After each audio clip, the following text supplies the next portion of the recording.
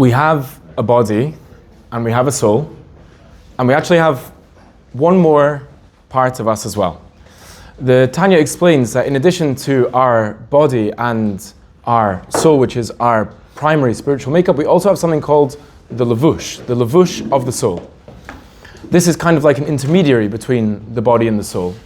And whilst it's Hashem who bestows your soul upon you, it's actually your parents who give you your levush. Your parents are actually responsible for giving you your life at every moment, and in particular, this particular part of your spiritual anatomy called the levush. So what is that?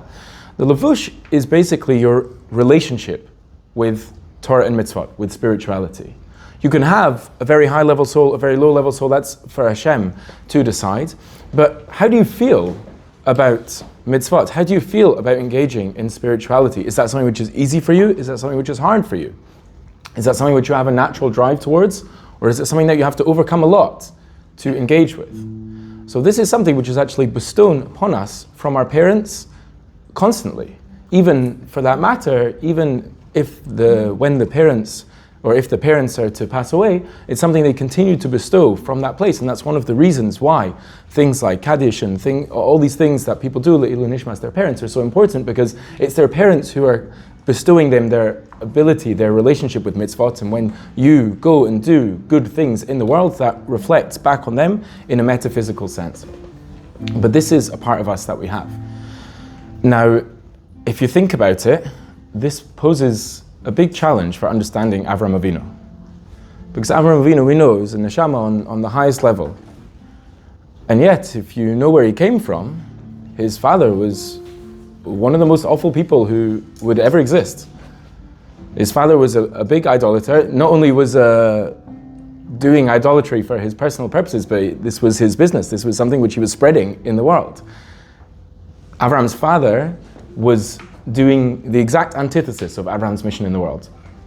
And so if you think about what that must have meant for Avraham to wake up every single day with this challenging relationship to spirituality, this challenging relationship to what would become Torah and mitzvot.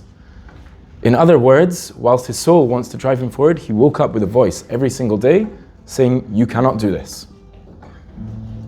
Give up."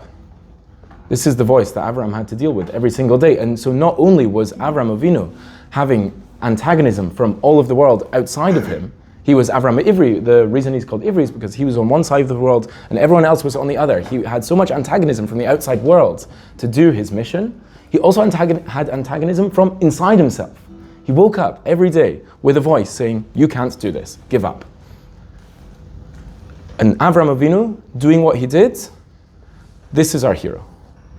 To live with that voice every single day and to nevertheless push through, this is the beginning of the Jewish people.